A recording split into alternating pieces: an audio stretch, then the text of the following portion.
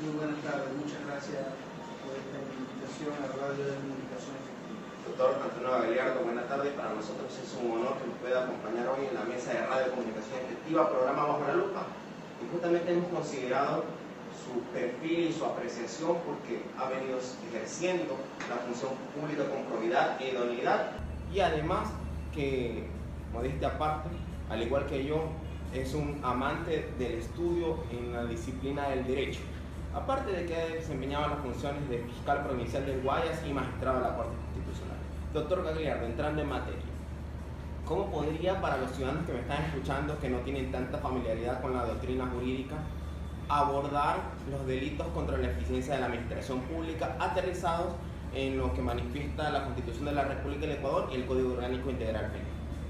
Bien, hay lo que se llaman los delitos contra la administración pública que cometen personas que son funcionarios públicos. Okay. El delito más grave que existe dentro de este catálogo de infracciones, que en primer lugar la Constitución establece condiciones especiales. Por ejemplo, estos delitos pueden ser juzgados en ausencia. Okay.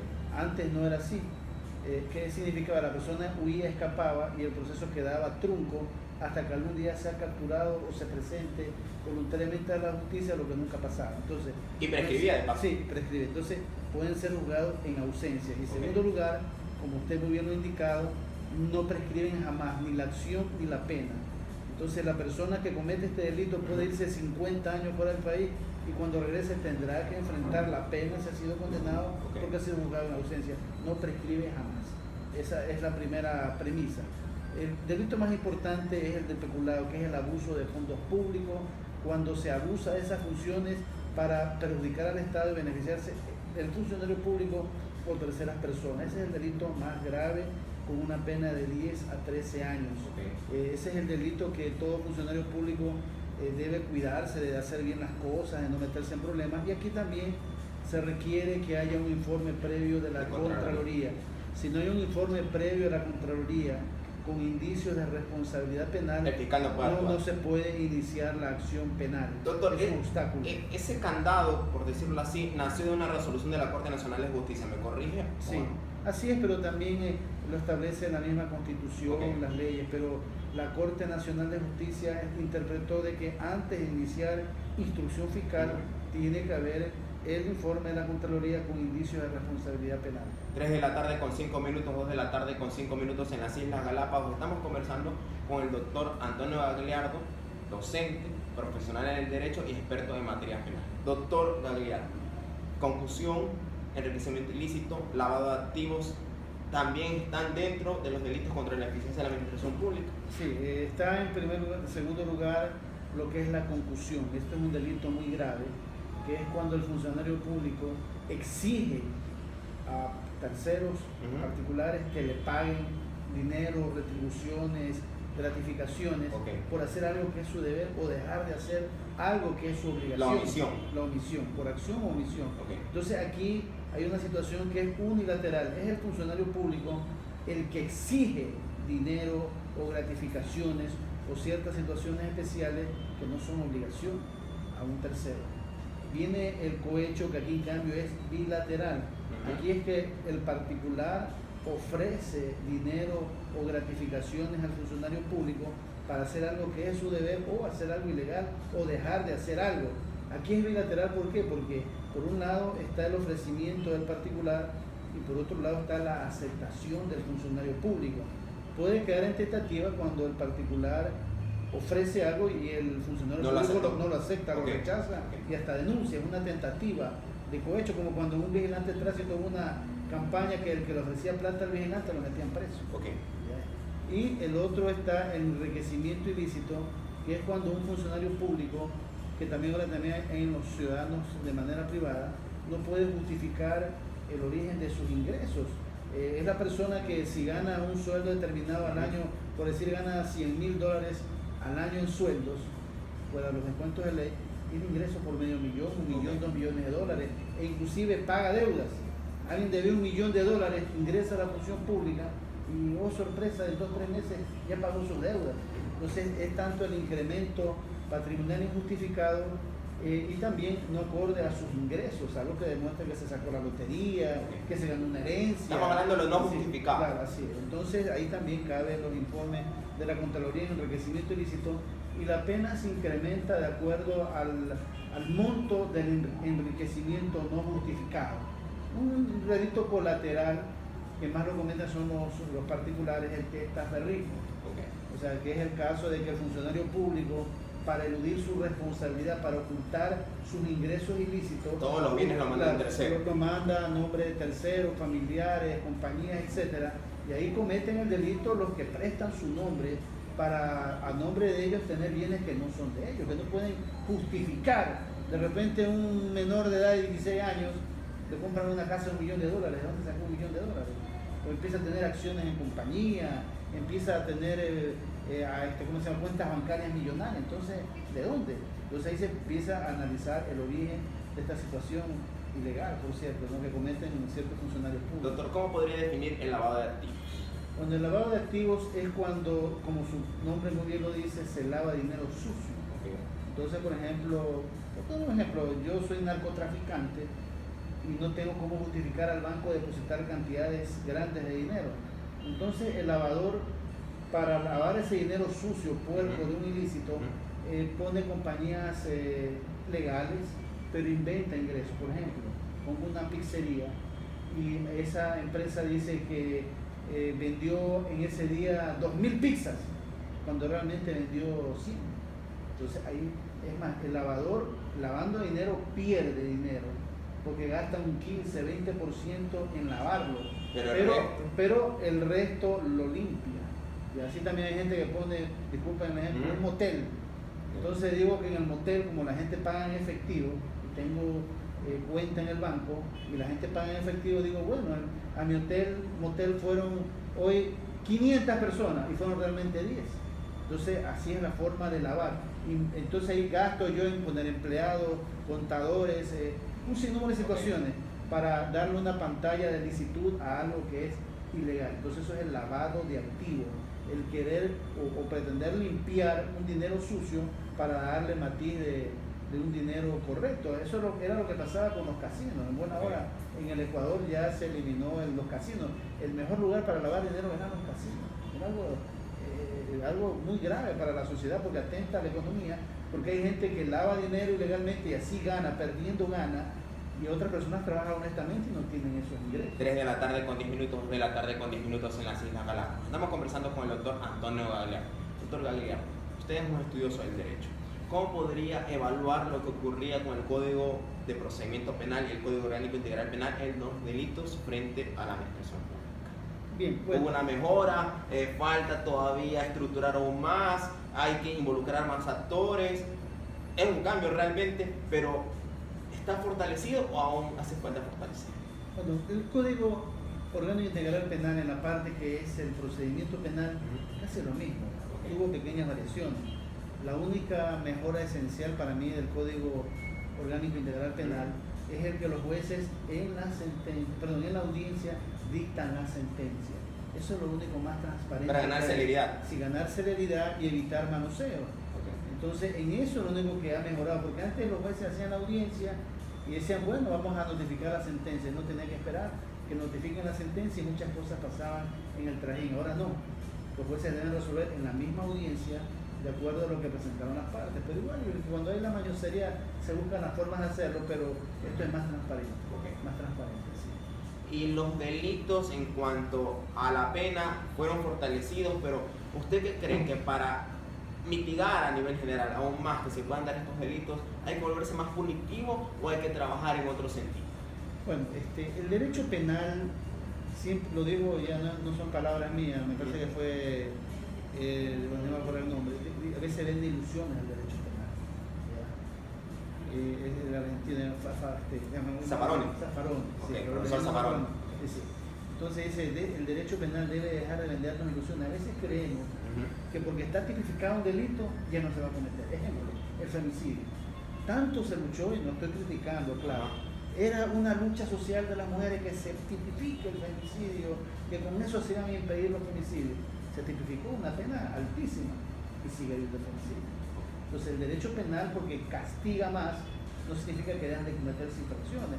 En Estados Unidos hay la pena de muerte y la gente sigue matando y siguen cometiendo infracciones. En la China también, por otro lado, hay pena de muerte. No es un asunto normativo. Sí. Entonces, está bien que hagan las leyes para sancionar, para que no queden en la impunidad, pero se debe trabajar también en concientizar a los ciudadanos desde la escuela, de que sean personas probas, que sean justas, correctas, de los valores en la familia, ¿ya? Entonces, eso es lo más importante. Trabajar a veces en la escuela, en vez de dar tantas materias que los muchachos hasta se olvidan, deben darles más valores, la honestidad, la transparencia, de decir las cosas como son, no robar, no cometer situaciones que perjudiquen a los demás. Entonces se debe trabajar en eso, en una buena educación, en la familia y lógicamente también en sancionar. No pueden quedar en la impunidad, es un imperativo categórico, como decía Kant, el sancionar los delitos, no pueden quedar en la impunidad. Pero también demostrando que el hecho de sancionar con las penas más duras no evita el delito. Debe trabajarse en las dos aristas y todos deben colaborar en la lucha contra la corrupción, contra estos delitos que son un flagelo para la humanidad, ¿no? Usted entonces comparte con mi idea que si no se trabaja en valores ganaremos quizás celeridad en el proceso de trámites judiciales, más no un trabajo sostenible en el tiempo para que quizás en algún momento no tenga que depender del aparato normativo. Claro, yo coincido plenamente. Por ejemplo, también ahora en las campañas, por ejemplo, de violencia contra las mujeres, o sea, a los niños de pequeños que hay que respetar a las mujeres, que no deben golpear, que no deben maltratar a las mujeres, así mismo que no deben robar, decir la verdad, en valores a los niños desde pequeños inculcarlos. O sea, yo creo que más importante que enseñarles cuestiones de materia que a veces no sirven para nada, es enseñar valores desde pequeños a las personas, a toda la sociedad. Quizás ahora no se vean los resultados sino a largo plazo, pero es una forma más efectiva que estar sancionando, estar castigando, porque se sigue cometiendo y la gente seguirá delinquiendo. Vea el narcotráfico, cada vez penas más duras, medidas más graves y sigue habiendo narcotráfico, toneladas de droga, se debe eliminar el consumo. Es decir, siempre el problema delictivo tiene esta situación, que aunque se sancione, la gente siempre va a haber personas que van a cruzar la línea, la frontera de la ley y cometer infracciones. 3 de la tarde con 14 minutos, 2 de la tarde con 14 minutos. Estamos conversando con el doctor Antonio Gagliardo. Doctor Gagliardo, de su experiencia en la práctica, estuvo ejerciendo funciones en la Fiscalía Provincial del Guayas y también de esa escucha como docente y de la práctica que tiene constante con otros juristas.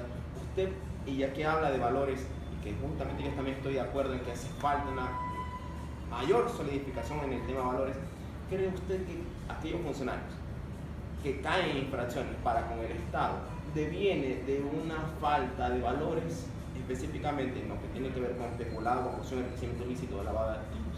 Sí, una falta de valores y también lo que es la sociedad de consumo.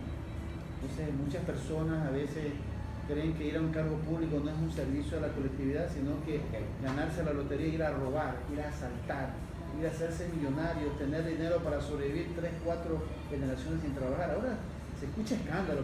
Yo cuando era niño, joven, ahora se escucha de centenares de millones, docenas de millones. Antes era un escándalo, un peculado de una cantidad a nuestro tiempo de $100,000, $50,000. Que igual estaba mal. Que está mal. Pero ahora se habla de millones de dólares, de contratos multimillonarios. Entonces es también a veces esa sociedad de consumo, de querer ganar más, el dinero fácil, el tener lujos, comodidades, el éxito. Aquí en nuestra sociedad a veces que eso no debe ser criticado aquello. A veces usted ve a alguien que ha cometido un delito grave, que tiene mansiones, que es millonario y todo eso, pero la gente no lo mira más. Más bien el que se roba una pizza, un reloj en la calle y va a la cárcel es mal visto. Pero el que se roba millones de dólares, no, más bien se lo ve como el sabido, el inteligente, le cayó por algún error o algo que tuvo, y sale y la gente le sigue rindiendo pleitesía porque es algo económico, son los delitos de cuello blanco. Y después quizás se olvida la sociedad que cometió. Son los delitos de cuello blanco que decía Edwin Sutherland. Entonces, en estos delitos de cuello blanco, cuello dorado, los funcionarios de personas de alto nivel económico, político, no son tan mal vistos como el que comete un delito común. Entonces eso debe cambiar, porque eso es un proceso de formación desde la sociedad, de que estas cosas no se deben perdonar, no solamente en la ley, sino socialmente, de ser juzgado, de que esa persona reciba un escarmiento no solo penal de estar preso, sino de la sociedad, que no se olvide lo que está pasando y que sirva de ejemplo para los demás de no volver a cometer esos delitos en cuanto a una sanción moral también. de una sanción más allá de lo legal, también moral. ¿Es suficiente la muerte civil? Le pregunto, es que estamos hablando de una sanción moral. Bueno, el funcionario público que se lo descubre cometiendo este tipo de delitos no puede volver a ocupar un cargo público en su vida. ¿Es suficiente, doctor? Sí, bueno, es suficiente, pero también debe haber una situación de que la sociedad sepa que el que hace este tipo de delitos, la sociedad no, o sea, la persona puede cumplir una pena, pero no se puede olvidar esta situación y que no sea una persona que ande por ahí impunemente y la gente hasta celebra, diga que inteligente fue, es millonario, no. Por ejemplo, ahí debe ir las leyes más profundamente y quitarle todo lo que tienen, como el narcotráfico. Alguien cuando comete un delito de narcotráfico pierde todos los bienes producto de esa actividad delictiva. Así también debe ser más fuerte también el sector público, ¿no? Sino que a veces aquí podríamos decir, nos contentamos con meterlo preso o que esté prófugo. Aquí se debe luchar en quitarle ese dinero, esos bienes mal habidos, ser más dura la ley en ese aspecto, porque donde más le duele a una persona en el bolsillo. En el bolsillo. El otro día escuchaba al hermano del expresidente, dice que el órgano que más duele al ser humano es el bolsillo. El órgano. 3 de la tarde con 18 minutos. Doctor Gagliardo, ya hemos hablado de los delitos contra la eficiencia de la administración pública del lado del Estado, desde el lado de lo normativo. Ahora, desde el lado de la persona que los comete, ¿cuál es la conducta del potencial delincuente? Me pregunto, él de pronto no se asusta de que si comete algo vaya a ser sometido a una pena privativa de libertad. ¿No es eso suficiente para él para no cometerlo? ¿Por qué la persona delinque? Es su experiencia. Bueno, es el estudio siempre criminológico, ¿por qué las personas delinquen? Porque hay personas que jamás cometen un delito, o sea, tienen una convicción muy fuerte de decir, no, eso no lo hago. Si vienen y le ofrecen $1 millón, no. Hay personas que dicen, no lo hago, y pueden venir y le dan 20 y no lo hacen. En cambio, otro le puede ofrecer $10,000, $1,000 y lo hace, ¿no? Entonces, que es una situación ya que escapa a los estudios, ya es más fuerte, mejor dicho, en los estudios psicológicos, sociales, ¿no? Porque hay personas que sí delinquen y hay personas que no delinquen. Entonces, eso ya son estudios criminológicos que siempre ha sido la situación de investigar. Hubo, por ejemplo, un sociólogo y antropólogo, César Lombroso, quien creó la teoría del criminal nato. Decía que aquellas personas que, eso está desterrado lógicamente, que por su fisonomía, de su cara, los pómulos, ojos vidriosos, etc. Hay una propensión estaba predestinado a ser delincuente. Es como la teoría del liderazgo que dice que cada persona por alguna fisonomía está más propensa a ser líder que otra. Entonces son teorías que a veces se han desvanecido. Por ejemplo, la teoría de Lombroso en su tiempo fue un boom. Se había descubierto por qué la gente delinquía, después se vio que eso era absurdo, ¿no? Entonces siempre va a ser el estudio de la criminología, el saber por qué hay personas que dan ese paso de cruzar la línea de frontera entre lo que la sociedad acepta, ¿no? Y también las leyes, que se respeten, los controles. Es una situación ya que entra en el plano psicológico, sociológico, antropológico y de muchos factores porque la gente delinque, ¿no? En su experiencia en la litigación, ¿cuáles han sido las respuestas de quienes se los encuentran, obviamente después del debido proceso, que son culpables del delito contra la eficiencia de la administración pública? ¿Cómo ellos responden? ¿Se dejaron seducir? ¿Fueron así, realmente se descubre dentro de las pruebas de cargo y descargo? ¿O fue un asunto casual? Bueno, la persona cuando ha delinquido sencillamente fue la ambición y hizo algo mal que fue descubierto, o a veces los repartos o situaciones que no puedo, quizás es más peor explicar con la experiencia y compromiso de lo que puedo decir, pero a veces hay ocasiones de los controladores, pero también a veces en los controladores hay las extorsiones. Si no me pagas tanto, voy a ponerte que tú eres culpable, y si me pagas, poner que tú eres inocente. O sea, ven que hasta los órganos que controlan también están en la corrupción, lo que está pasando ahora lamentablemente con el excontralor, ¿no? Entonces, vea que es una cadena. Y así el uno hace, a veces en los grupos se arman verdaderas mafias y se crea una suerte de que dicen, no, estando todos agrupados en un sistema, nadie va a caer, nos vamos a proteger, lo vamos a cuidar, a blindar. Pero a veces ocurren situaciones que hacen que se desmorone, que se desbarate estas organizaciones delictivas. Nuevamente se evidencia una exigua formación en valores. Claro, siempre va a haber esa situación. Y también el escogitamiento de los que sean funcionarios públicos, que a veces desgraciadamente alguien llega al poder y pone al amigo, al compadre, a veces buscan a propósito a personas que sean, como quien dice, sabidas en hacer cosas chuecas o se atrevan a hacerlo también. O sea, en esto también debe escogerse personas que tengan una reconocida vida pública o privada, que generen confianza, personas probas, porque hay personas que uno conoce, ¿no? O sea, uno en la familia, en las amistades, sabe, personas dicen, no, esa persona es correcta, es incapaz de hacer algo grave, pero a veces a los políticos no les gusta ese tipo de personas, ¿no? Y también esas personas a veces cuando se lanzan a campañas electorales no tienen plata para campañas, no los ponen los partidos políticos, a veces en las campañas electorales ponen sin menospreciar a artistas, a personas de farándula y no a personas realmente preparadas y que más que todo, más que la preparación, que tengan sólidos principios, honestidad, transparencia. Doctor, finalmente, usted ha ejercido por algún tiempo la cátedra de la lucha contra la corrupción en una prestigiosa universidad del país. Y usted hablaba hace un momento de hay que tener bastante cuidado en cuanto al escogetamiento de quienes van a estar representándome en alguna institución a nivel público. Un concurso de méritos de oposición es suficiente, aunque de pronto usted me podrá corregir, para poder no solamente medir conocimiento, o qué necesita para yo también poder observar de alguna manera la honestidad y la probidad de ese funcionario. ¿Qué le hace falta o qué debo adicionar al proceso de concurso de oposición en méritos para poder yo tener alguna idea de la trayectoria de ese funcionario en cuanto a honestidad y probidad? Pues yo creo que la persona cuando quiere ejercer un cargo público se convierte en una figura pública. Entonces debe revisar todo lo que es su vida en los aciertos y errores que ha cometido. También los concursos deben ser más transparentes. O sea, lamentablemente el Ecuador ha vivido esta suerte de muchos concursos que han sido amañados, que han sido direccionados para que gane alguien.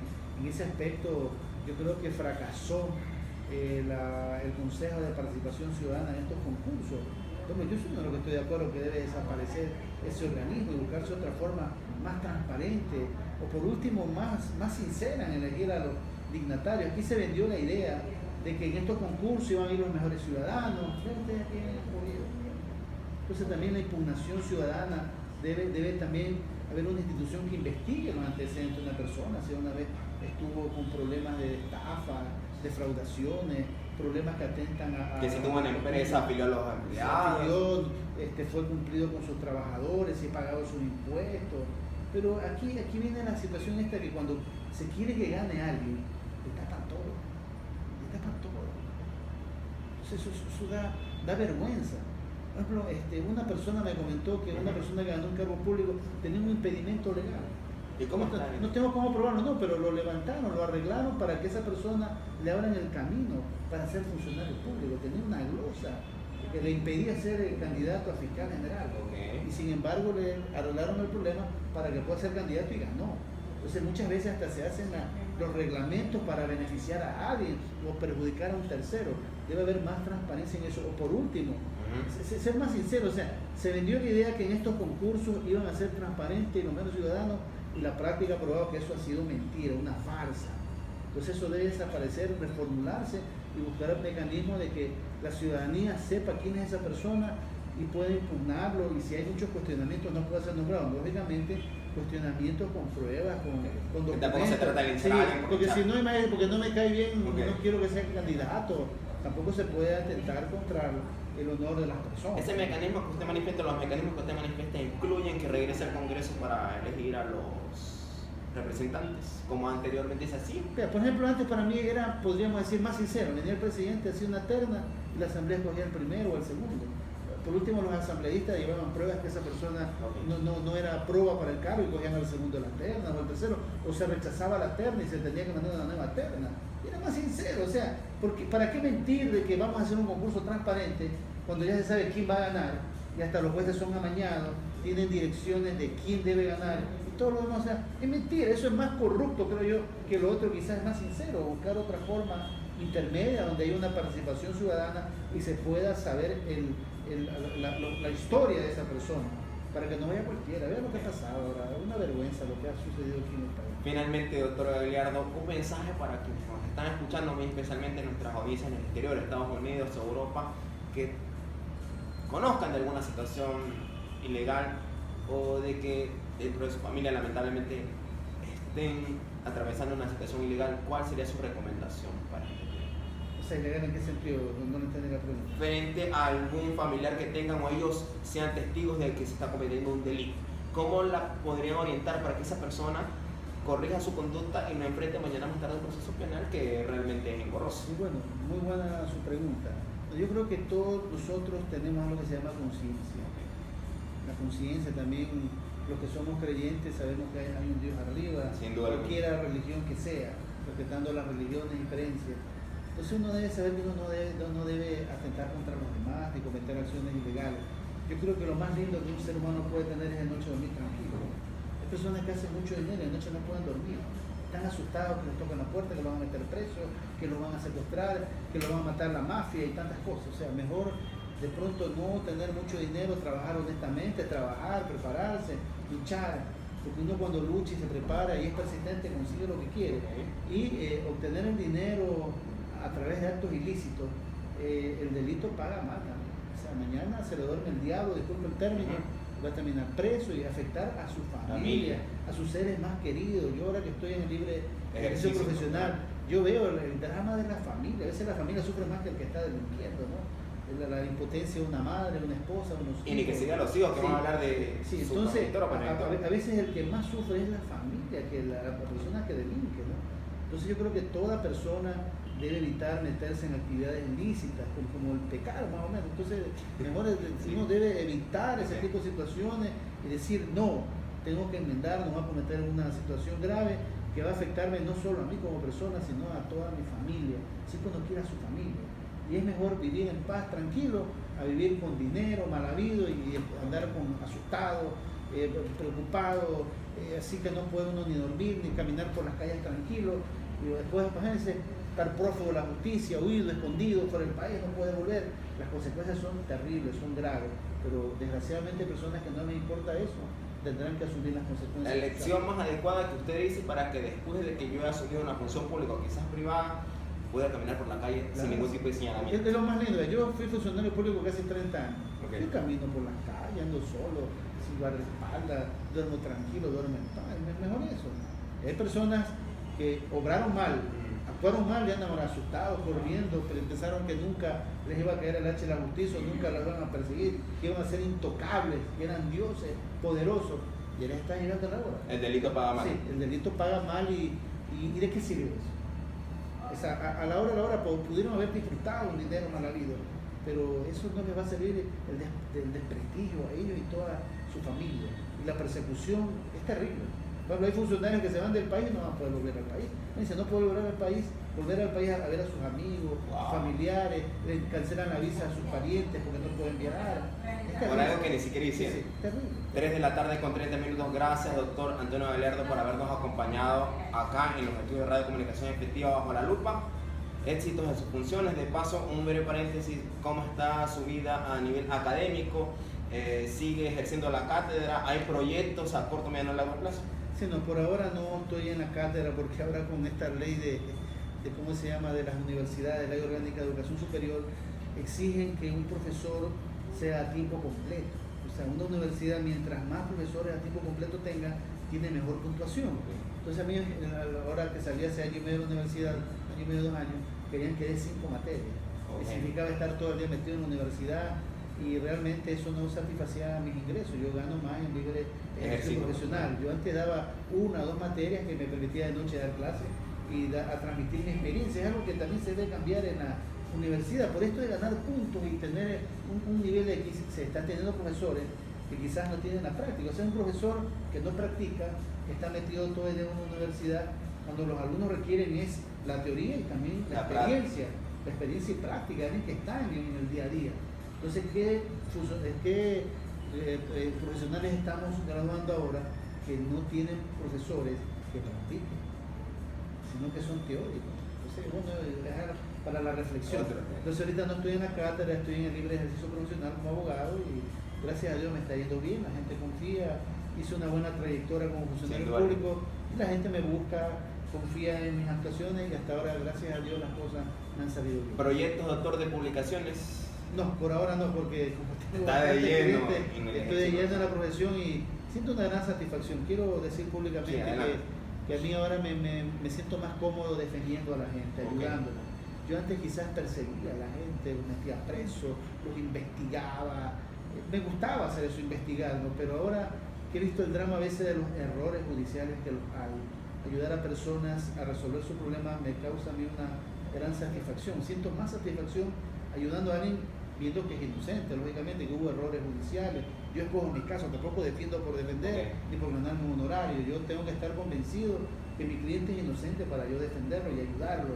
Y he logrado muchas victorias jurídicas que me han dado una gran satisfacción en lo personal, más allá de lo económico, en lo personal como ser humano, ayudar. Me siento útil ayudando a las personas. Por eso casi no pongo caso de yo acusar.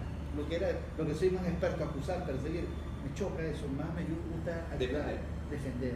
3 de la tarde con 32 minutos. Gracias, doctor Gagliardo, por habernos acompañado. Esperamos una próxima oportunidad volverlo a tener para que nos oriente, no solamente desde ese conocimiento teórico, sino de la expertise, de su trayectoria amplia, limpia, honesta, que habla mucho de su verticalidad de conciencia. Y no solamente eso, sino su apuesta por algo que la sociedad necesita con urgencia: valores, trabajo en virtudes y también, obviamente, demostrar una trayectoria en lo público y en lo privado que se hace a la luz de una orientación que sus padres en algún momento le supieron dar con bastante certeza. Gracias, doctor Antonio Gagliardo, por habernos acompañado. 3 de la tarde con 33 minutos. Vamos a una pequeña pausa y retornamos.